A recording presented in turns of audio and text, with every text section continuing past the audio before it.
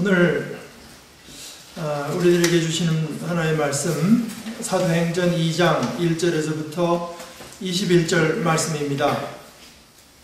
이것은 약 2000년 전에 교회가 어떻게 시작되었는가,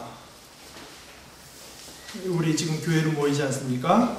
교회가 어떻게 시작됐는지 2000년 전에 있은 일들을 기록한 내용입니다.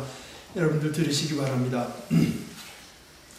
오순절이 되어서 그들은 모두 한 곳에 모여 있었다. 그때 갑자기 하늘에서 세찬 바람이 부는 듯한 소리가 나더니 그들이 앉아있는 온 집안을 가득 채웠다. 그리고 불길이 솟아오를 때 혓바닥처럼 갈라지는 것 같은 혀들이 그들에게 나타나더니 각 사람 위에 내려앉았다. 그들은 모두 성령으로 충만하게 되어서 성령이 시키시는 대로 각각 방언으로 말하기 시작하였다. 예루살렘에는 경건한 유대 사람이 세계 각국에서 와서 살고 있었다. 그런데 이런 말소리가 나니 많은 사람이 모여와서 각각 자기네 지방 말로 제자들이 말하는 것을 듣고서 어리둥절하였다. 그들은 놀라 신기하게 여기면서 말하였다. 보시오, 말하고 있는 이 사람들은 모두 갈릴리 사람들이 아니요. 그런데 우리 모두가 저마다 태어난 지방의 말로 듣고 있으니 어찌 된 일이요? 우리는 바데 사람과 메데 사람과 엘람 사람이고 메소포타미아와 유대와 갑바도기아와 본도와 아시아와 부르기아와 밤빌리아와 이집트와 구레네 근처 리비아의 여러 지역에 사는 사람이고 또 나그네로 머물고 있는 로마 사람과 유대 사람과 유대교에 개종한 사람과 크레타 사람들과 아라비아 사람들인데 우리들은 저들이 하나님의 큰 일을 방언으로 말하는 것을 듣고 있어. 사람들은 모두 놀라 어쩔 줄 몰라서 이게 어떻게 된 일이요 하고 말하면서 서로 말하였다. 그런데 더러는 조롱하면서 그들이 세술에 취하였다 하고 말하는 사람도 있었다. 베드로가 11사도와 함께 일어나서 목소리를 높여서 그들에게 엄숙하게 말하였다. 유대 사람과 모든 예루살렘 주민 여러분, 이것을 아시기 바랍니다. 내 말에 귀를 기울이십시오. 지금은 아침 9시입니다. 그러니 이 사람들은 여러분이 생각하듯이 술에 취한 것이 아닙니다. 이 일은 하나님께서 예언자 요엘을 시켜서 말씀하신 대로 된 것입니다. 하나님께서 말씀하신다. 마지막 날에 나는 내 영을 모든 사람에게 부어주겠다. 너희 아들들과 너희의 딸들은 예언을 하고 너희의 젊은이들은 환상을 보고 너희의 늙은이들은 꿈을 꿀 것이다. 그날에 나는 내 영을 내 남종들과 내 여종들에게도 부어주겠으니 그들도 예언을 할 것이다. 또 나는 위로 하늘에 놀라운 일을 나타내고 아래로 땅의 징조를 나타낼 것이니 곧 피와 불과 자욱한 연기이다. 주님의 크고 영화로운 날이 오기 전에 해는 변해서 어두움이 되고 달은 변해서 피가 될 것이다. 그러나 주님의 이름을 부르는 사람은 구원을 얻을 것이다. 하나님의 말씀입니다.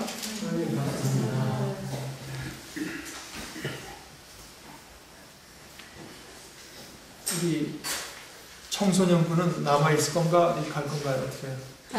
갈 거예요.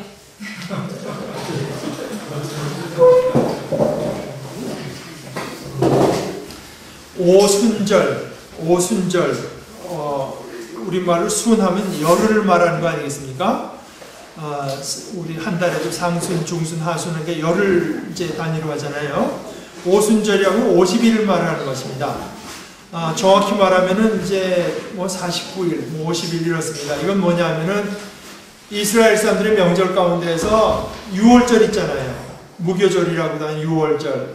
이스라엘 백성들이 애굽에서 종살이 하다가 하나님께서 모세를 보내서 그들을 구원해 주실 때 그때 문설주에다가 그 양의 피를 바르면 주님의 죽음의 사자가 가다가 그 피를 바른 집만 스킵해서 6월 건너가서 다른 이제 그 바르지 않은 집에 첫째들을 다 죽였다고 해서 그때 이제 건너갔다 해서 6월절인데요.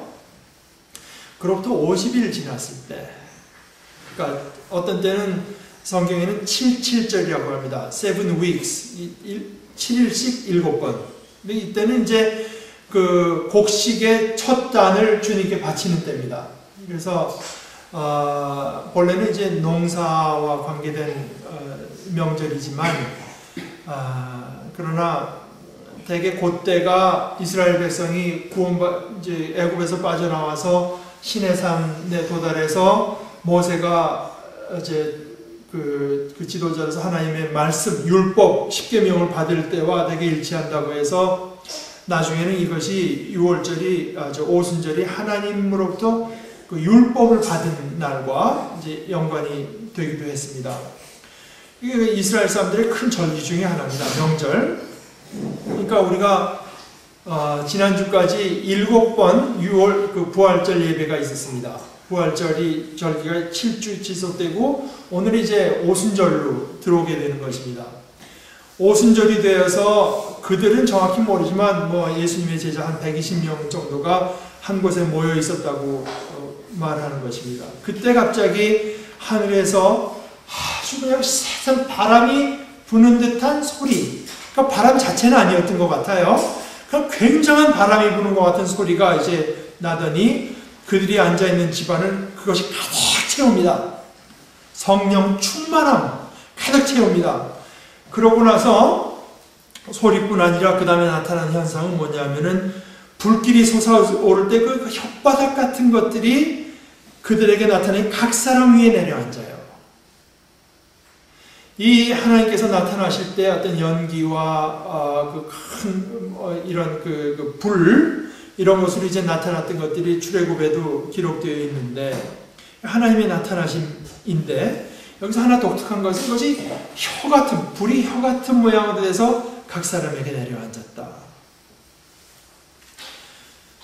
그들은 모두 성령으로 충만하게 되어서 성령이 시키시는 대로 각각 방언, 이건 사투리가 아닙니다. 여기서 말하는 방언은 각각 이제 각 지역의 여러 지역의 말로 말하기 시작했다는 뜻입니다. 이것은 바로 그 앞장의 사도행전 1장에서 예수님께서 약속하신 일이 이루어진 것을 말을 하는 것입니다. 1장 5절에 예수님께서 제자들에게 말씀하시기를 요한은 물로 세례를 주었으나 너희는 여러 날이 되지 않아서 이제 여러 날 안 지나서 곧 성령으로 세례를 받을 것이다. 그리고 그 뒤에 8절에 가서 하신 말씀은 성령이 너희에게 내리시면 하늘로부터 성령이 너희에게 내리시면 너희는 권능을 받고 예루살렘과 온 유대와 사마리아에서 그리고 마침내 땅 끝에까지 이르러서 내 증인이 될 것이다. 성령이 너에게 올 것이다. 그렇게 되면 너희는 그때 가서 힘을, 권능을 받게 될 것이고 지금 여기 있는 예루살렘, 그 예루살렘 성안 시 아니겠습니까? 그것이 속한 유대 지역, 좀 넓은 지역입니다. 그 다음에는 거진 이스라엘이 이제 옛날에 그 두 왕국으로 갈라졌습니다. 북왕국 이스라엘, 남왕국 유다. 이스라엘의 북왕국 이스라엘의 수도 제일 중요한 도시는 사마리아였고 밑에 도시 이제 유다의 제일 중요한 도시는 물론 예루살렘입니다. 그러니까 예루살렘, 유다, 이제 사마리아 그리고 마침내 땅 끝까지 이르러서 내 증인이 될 것이다. 하는 약속을 해주셨고 오늘 그 일이 예루살렘에서부터 이루어지는데 이 일의 독특한 것은 이들이 하나님께서 하신 큰 일들을 뭐 말로 하는데 지나다니는 사람들이 이상한 말이 들리니까 와서 보니까 이거 뭐 이상한 일이 생기고 있습니다. 왜냐하면 자기들은 유대 사람들은 옛날서부터 세계 각국으로 흩어졌습니다. 왜냐하면 뭐 흩어지고 싶어서 흩어진 게 아니라 예를 들어서 아수르에게 침략을 받았고 나중에 바빌론에게 침략을 받아서 바빌론이라는 나라는 그 정책이 아수르 먼저 이스라엘 두 나라 중에 이스라엘이 망했는데 아시리아가 와서 침공해서 망했는데 아시리아의 정책은 뭐냐면은 사마리아에다가 자기네 나라 사람 갖다 심어요. 그래서 그 혼혈 법률을 만듭니다. 그래갖고 이제 정체성을 이제 뺏어가는 건데, 뭐 일본 사람들도 비슷한 정책을 쓰려고 했죠. 정체성을 이제 뺏어가는 것이고, 그 다음에 나중에 이제 후에 그 남왕국 유다도 망하는데, 이건 바빌론, 그때 초강국은 바빌론이니까 바빌론한테 흡수가 되는데, 바빌론의 정책은 거기서 요인들, 또 이 사람들이 자기네 존재의 중심으로 사는 성전에서 많은 것들을 갖고 바빌론으로 다 빼가요. 그러니까 이스라엘 사람들이 당연히 바빌론으로 가서 많이 살게 되고, 이제 그래서 뭐 각국의 사견 많이 흩어지는데, 지금 여기서 나타난 것들은 지금 말하자면은 이란, 저 위에 흑해, 뭐 카스피에 가까운데 이쪽 로마, 뭐 저 아프리카, 뭐 이런 데 살던 유대인들이 거기서도 하나님의 율법을 지키다가 말하자면 그 순리의 길을 와 있는데, 예루살렘에 와 있는데 보니까 자기네 말로 이 사람들이 말을 하고 있거든. 자기네 말로. 이락의 말로 하고 있고, 이란 사람들의 말로 하고 있고, 아프리카 사람들의 말로 하고, 로마 사람들의 말로 하고 있고, 그러니까 이게 도대체 뭐냐 이게. 저 사람들이 뭐 배워서 하는 것 같지 않은데, 그러니까 각각 자기네 지방 말로 제자들이 말하는 것을 듣고서 어리둥절하면서, 이게 도대체 이 사람들 전부 다 갈릴리 사람들이 아닌가. 이 사람들은 각국에서 온 사람들이 아니고 그 이스라엘 여기 그 유대 지방에서 태어난 사람들인데, 우리가 전부 다 우리가 태어난 지방의 말로 듣고 있으니까 이게 어떻게 된 일입니까? 그러면서 오늘 12절에 말씀대로 하면 사람들이 모두 놀라서 어쩔 줄 몰라서 이게 도대체 어떻게 된 일이요 하면서 이게 무슨 일인가 서로 말을 할 때, 또 다른 한 그룹이 있어서 어떤 사람들은 말을 하기를 조롱합니다. 그들이 세술에 취하였다. 그랬더니 베드로가 이제 뭐 사도들이 다 일어나는데 베드로가 이제 대표로 말을 합니다. 그게 아닙니다. 지금이 아침 9시인데 이스라엘 사람들이 전통적으로 대개는 이렇게 명절 때 이렇게 모이게 되면 대개 한 10시나 돼야 이제 아침을 먹기 시작하는. 그러니까 뭐 글쎄 이게 참 약간 빗나가는 얘기지만 제 생각에는 우리 한국을 빼고서는, 저는 가본 적이 없으니까 모르겠어요. 한국을 빼고서는 이렇게 식전부터 술에 취해 다니는 사람들을 고를 수 있는 나라는 없다고 생각해요. 우리나라는 왜 이렇게 술을 많이 먹는지 모르겠어요. 우리 집사람이 무슨 뭐 박물관에서 하는 클래스를 듣는 게 있는데, 그 박물관에서 온 강사들 하는 얘기도 그거랍니다. 지금부터 한 300년, 400년, 500년 후에 우리 후손들이 이 땅을 발굴하면 소주병밖에 나오는 게 없을 거다. 지금 뭐 발굴하면 뭐 고려자기도 나오고 뭐도 나오고 하지 않습니까? 그래서 지금 각 군데 가서 발굴하면 소주병밖에 나오는 게 없을 거라고. 왜 이렇게 그냥 술을 많이 먹는지 모르겠어요. 그러나 10시나 돼서 이제 식사를 한 거기 때문에 지금 9시에 이 사람들이 집단적으로 술에 취했다고 하는, 이건 말이 안 되는 얘기입니다. 그럼 아주 간단히 이제 논박할 수 있는 이야기고, 이 사람들은 여러분이 생각하듯이 술에 취한 것이 아닙니다. 그 사람들도 알죠. 그 사람들도 알지만, 그러나 자기들이 갖고 있던 어떤 상식이라고 할까, 여태까지 해오던 생활 습관, 생각의 습관, 이걸 바꿀 생각이 없는 겁니다. 뭐 희한한 일이 일어난 것 같은데 뭐 별거 있으려고 그냥 술에 취했겠지. 그러니까 술에 취했다고 하는 것이 있을 법하지 않은 이야기라고 생각은 하면서도 자기들이 가진 생각을 지키기 위해서 그렇게 무리한 생각을 해서라도 자기들이 가진 생각을 지키고 싶어 하는 것입니다. 이런 사람들이 가장 가망 없는 사람들입니다. 하나님께서는 이 땅을 사랑하셔서 이 땅에 하나님의 일을 끊임없이 이루시는데, 새 일을 행하시는데, 그 일을 받아들일 수 없는 사람들은 정말 불행한 사람들입니다. 자기들이 갖고 있는 생각들, 뭐 특별한 게 있으려고 하는 그 생각 때문에 하나님께서 우리 인간을 사랑해서 베푸시는 구원의 일에 자기를 열어놓을 수 없는 사람들, 자기는 굉장히 상식적인 생각을 했다고 별거 아니야 하면서 호승치지만 그 자신의 모습이 얼마나 불행한 모습인지 알 수 없는 가련한 인생들이 있습니다. 하나님께서 아무리 놀라운 일을 행해도 그저 자기들이 갖고 있는 생각, 그래서 제가 전에도 한번 말씀드린 얘기가 있지만 우리 크리스찬은 그런 말들과 싸워야 된다고 생각하는데, 저는 참 듣기 싫은 얘기 중에 하나, 텔레비전 드라마 같은 데서 나오는 말, 참 듣기 싫은 말 중에 하나가 인생 뭐 있어? 뭐 이런 말들. 마치 인생에 대해서 자기들이 다 아는 것처럼, 그래서 인생이라고 하는 게 별거 없는 거라고 하는 걸 누구나 다 할 수 있는 상식적인 일인 것처럼 하고 말하면서 별거 있냐? 이렇게 살다가 그저 즐길 만큼 즐기다가 가는 게 인생 아니냐? 이런 식의 경박한 태도. 이것은 정말 불행한 태도라고 생각합니다. 그 태도 안에 하나님께서 아무리 놀라운 일, 아무리 복된 일을 행해도 그들은 그저 무리한 논리를 대설해도 어떻게 하든지 그저 그 일들을 무마해버리는 재주가 있는 사람들이고, 하나 불행한 것은 이것이 교회 밖에만 있는 것 아니고 교회 안에도 얼마든지 있을 수 있습니다.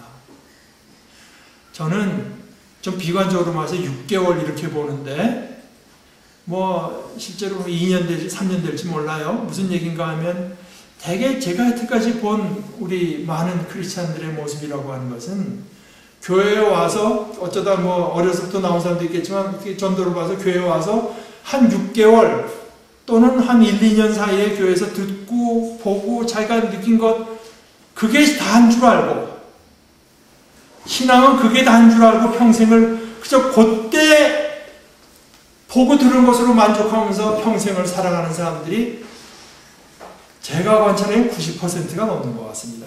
우리 한국의 크리스찬들이라고 하는 이 모습이라고 하는 것은, 그때 배운 몇 가지, 그 설교에서 들은 몇 가지, 또는 주위에서 그나마 뭐 신학의 훈련을 받지 않은 사람들에게 들은 몇 가지를 가지고, 아, 신앙은 이런 거로구나, 교회는 이런 거로구나 하고 그렇게 듣고 나서는 평생을 그저 그거 하나 지키면서 무슨 일이 일어나도 그 틀에서 모든 걸 그저 해석해 가면서 평생을 살아가는 것이 대부분이 아닌가. 저는 이제 참 불행하다 이런 생각을 하고 있습니다. 오늘 여기 한 3그룹이 나오지 않습니까? 하나는 그야말로 성령의 부으심을 받아서 그 세력 안에서 성령에 사로잡혀서 그 힘을 가지고 그리스도의 복음을 깨달을 뿐 아니라 증거하는 사람들이 그 한 그룹이 있고, 또 하나는 당황하는 사람들이 있습니다. 이게 뭐야? 무슨 일이 일어나는 것인가? 내 앞에 내가 지금 이해할 수 없는 일이 일어나고 있구나 하면서 어쩔 줄 몰라 하는 사람들이 있고, 3번째 그룹은 제가 지금 말씀드린 것처럼 그저 자신들이 가진 그 참 알량한 작은 지식을 가지고 거기에다가 그좀 무리한 논리를 들어가면서까지 그것을 지키려는 사람들이 있습니다. 이제 그 이들에 대해서 베드로가 설교를 할 때 3번째 그룹에 대해서는 뭐 간단히 그죠, 이건 그런 일이 아닙니다 하고 나서 말을 합니다. 이 일은 과연 뭐냐? 이것은 하나님께서 예언자 요엘을 시켜서 말씀하신 대로 된 것입니다. 요엘 선지자는 구약 성경에 이제 그 짧은 호세아, 요엘, 아모스 이렇게 나오는 이제 12명의 소선지서 중에 이제 하나인데, 이 요엘서의 특징은 요엘에 대한 설명이 너무 짧습니다. 그러니까 부두엘의 아들 뭐 요엘이다 이런 식으로밖에 나오지 않아요. 그러니까 이게 어떤 임금 때 언제 된 일이라고 하는 어떤 배경 설명이 전혀 없습니다. 뭐 이해하는 데는 큰 어떤 장애가 되는 건 아닙니다. 다만 이제 그 내용을 보게 되면은 이스라엘 땅에 큰 그 어떤 가뭄이 들고, 가뭄이 드는 데다가 아까 우리 어린아이들한테 설상가상이라는 말을 가르쳐 줬는데, 거기다가 메뚜기 떼가 옵니다. 메뚜기 떼. 저는 메뚜기 떼가 와서 그나마 안 된 농사물을 다 이제 갉아먹는 그때 하나님께서 요엘 선지자를 통해서 너희가 주의 이름을 믿고 주의 이름을 부르면서 참고 견디고 회개하게 되면은 하나님께서 구원의 때를 너희들에게 반드시 허락해 주신다고 하는 약속을 주신 건데요. 그때 요엘 선지자가 이제 전한 말이 이것입니다. 하나님께서 말씀하신다. 마지막 날이라고 베드로가 말을 했는데 사실 요엘서에는 마지막 날이라고 하는 말은 없습니다. 이것은 이제 베드로가 해석한 것입니다. 이 일들 후에 이렇게 말을 했는데 그리고 마지막 날이다. 나는 내 영을 모든 사람에게 부어주겠다. 이것이 뭐냐? 하나님의 영으로 살던 사람들은 그전에도 쭉 있었습니다. 삼손도 그랬고 모세도 그랬고 다 그랬습니다.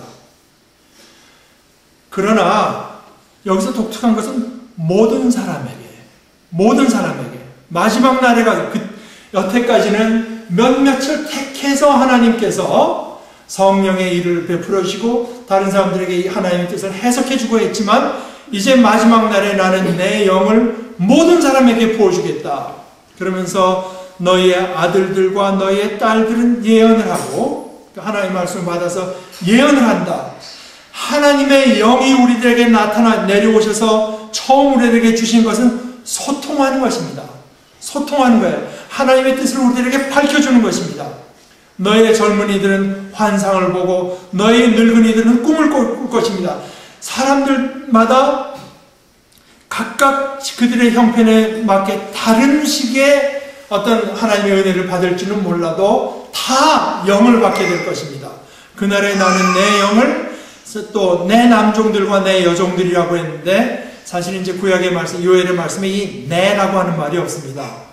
그날에 나는 내 영을 남종들과 여종들에게도 심지어 종들에게도 또 남자 종이건 여자 종이건 가리지 않고 부어주겠다고 했는데 그러니까 요엘서에서 나타난 그 종이라고 하는 것은 그때 그 사회적인 계층을 말을 하는 것인데 오늘 여기서는 내 남종들, 내 여종들이라고 해서 하나님의 뜻을 받아서 행하는 사람들로 이제 이것은 베드로는 바꿔서 해석한 것입니다. 부어주겠으니 그들도 예언을 할 것이다. 또 나는 위로 하늘에 놀라운 일을 나타내고 아래로 땅에 징조를 나타낼 것이니 피와 불과 자욱한 연기이다. 여기 뭔가 이 땅의 일을 뒤흔드는 일들이 이제 일어난다. 주님의 크고 영화로운 날이 오기 전에 해는 변해서 어두움이 되고 다른 변해서 피가 될 것이다. 뭔가 고통의 때 우리가 알던 기존의 것이 흔들리는 때가 올 것이고 그러나 그런 것과 아무런 상관없이 주님의 이름을 부르는 사람은 구원을 얻을 것이다. 저는 여기에서 어떤 우리들이 말하는 참된 의미에서 평등이라고 하는 것을 보는 것 같아요. 저는 그런 데 대해서 관심이 있어 한두 번 봤지만 깊은 이해가 없고 평등이라고 하면은 우리가 몇 년 전입니까? 정의란 무엇인가? 그래서 한국 사람들이 굉장히 많이 산 책이 있죠. 많이 읽었는지 모르겠지만 책이 저도 보니까 굉장히 어려워서 그렇게 잘 읽기 안 됐는데 그게 두꺼운 책으로 나왔잖아요. 아마 누가 평등이란 무엇인가 하면 그거보다 거기서 못지않은 두꺼운 책이 되어야 될지 몰라요. 평등에 대해서 어떤 사상적인 논의, 철학적인 논의가 있는 건지 저는 거의 모르지만 그러나 저는 여기 나타난 평등의 모습을 가장 좋아합니다. 이런 데 나타난 성경에 나타나는 평등의 모습. 남자와 여자, 젊은이와 늙은이, 주인과 노예의 차이가 물론 있죠. 없을 리가 있습니까? 그리고 그 차이가 아주 클 수도 있습니다. 그 차이가 얼마나 큰가 하는 것은 정말 슬프게도 무엇보다도 오늘의 한국 사회가 아주 잘 보여주는 것 같아요.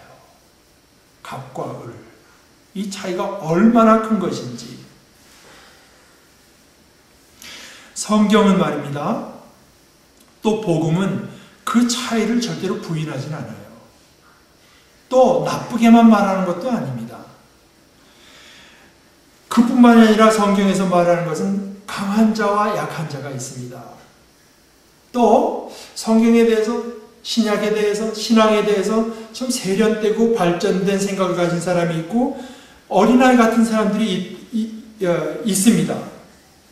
그런데 그런 차이가 물론 있고 상당히 클 수도 있지만 그 어떤 것도 사회 경제적인 차이, 성적인 차이, 뭐 힘을 가진 힘이 있느냐 없느냐의 차이, 신앙이 강하냐 약하냐의 차이, 어떤 것도 하나님의 큰일 앞에서는, 그 자체로는 그럴지 몰라도 하나님의 큰일 앞에서는 그게 아무 의미가 없어집니다.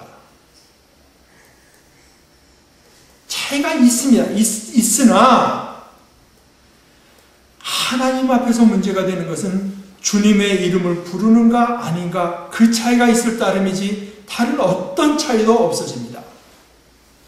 아무리 큰 사람도 주님의 이름을 부를 줄 모르면서 구원을 받을 수는 없습니다. 아무리 배운 것이 없고 가진 것이 없고 뭐 착한 구석이 없는 것 같은 사람도 주님의 이름을 부르는 사람은 누구나 다 구원을 받게 돼 있고, 누구나 다 그리스도 안에서 하나님께서 하신 그 놀라운 일을 말할 수 있고 증언할 수 있고 다른 사람들의 마음을 흔들어 놓을 수 있습니다. 저는 이런 의미에서의 평등을 가장 좋아합니다.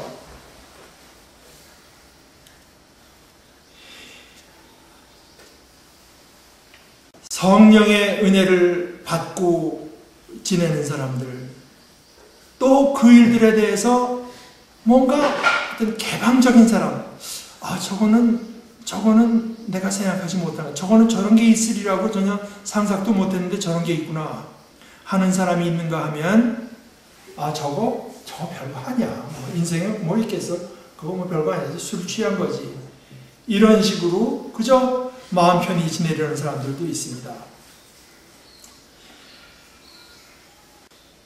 거기서 어떤 태도를 취하느냐 하는 것이 지금 크게 중요해지는 이유는 뭐냐 하면은, 아까 17절에 베드로가 말한 것처럼 마지막 날에 나는 내 영을 모든 사람에게 부어주겠다. 그 성령이 오셔서 하나님께서 예수 그리스도를 통해서 하신 일들을 증언할 때, 그것은 하나님의 마지막 은혜, 하나님의 은혜가 통째로 드러난 것, 본격적인 은혜, 더 이상 큰 일이 있을 수 없는 은혜이기 때문에 거기에 대해서 우리가 어떤 마음을 가지고 어떤 태도를 정하느냐 하는 데 따라서 우리의 결정적인 운명이 정해진다고 하는데 문제의 심각성이 있는 것입니다. 마지막 때, 정말 마지막 때가 되면 어떻게 되는 줄 아십니까? 요한계시록 22장은 성경에서도 마지막 장 아니겠습니까? 그때 모든 것을 다 보여주시고 나서 이 천사가 요한에게 하는 이야기가 이겁니다. 또 그가 나에게 말하였습니다. 때가 가까이 왔으니, 정말 마지막 때가 됐습니다. 때가 가까이 왔으니 이 책에 적힌 예언의 말씀을 봉인하지 마라. 이제는 불의를 행하는 자는 그대로 불의를 행하고, 더러운 자는 그대로 더러운 채로 있어라. 의로운 사람은 그대로 의를 행하고 거룩한 사람은 그대로 거룩한 채로 있어라.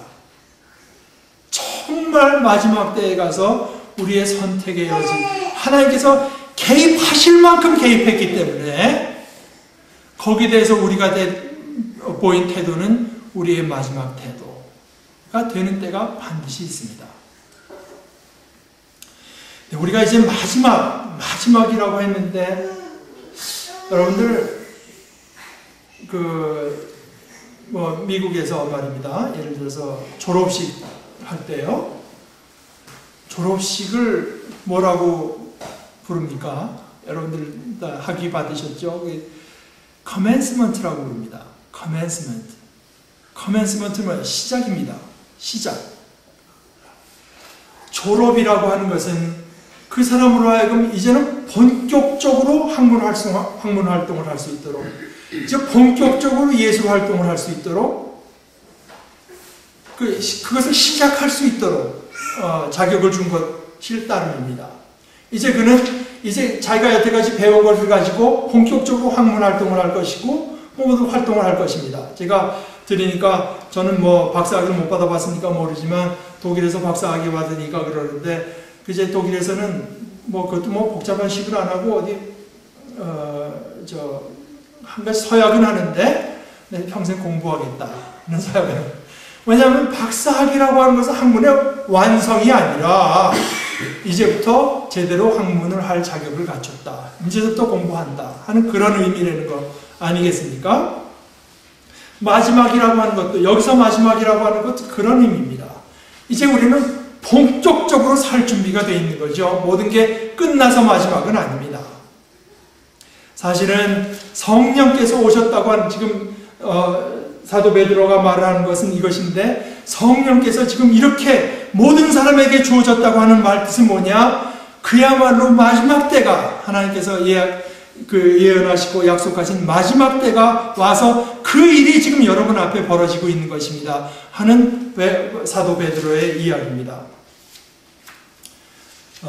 이 마지막 때는 오늘 성경에서 보다시피 소통의 때입니다. 소통의 때. 이것은 많은 사람들이 이제 보건대, 여러분들 성경에서 보는 거, 구약 성경에 바벨탑 있지 않습니까? 사람들이 바벨탑을 세워서 하늘에 닿으려다가 하나님께서 와서 안 되겠습니까? 이건 이 사람들이 다 같은 말을 써서 그렇게 된 거다. 그래서 말을 흐트러 놓아서 서로 말이 안 통하게 만들어 놓거든요. 그 일에 말하자면은 역방향의 일이 일어난 거다. 이제 이렇게 말씀하는 분들이 많이 있습니다. 그러니까 사람들이 스스로 뭐 탑을 세워서 우리가 우리 이름을 내고 우리 이름이 어떻다고 하는 걸 하고 하늘에 닿아보자 라고 했을 때 그 일이 하나님 보시기에 선하지 않았어서 오히려 그것이 우리에게 혼란을 가져왔던 것처럼, 이제 반대로 하나님의 성령께서 우리 속에 임해서 우리가 그것에 순종할 때 오히려 우리에게 소통이 일어나는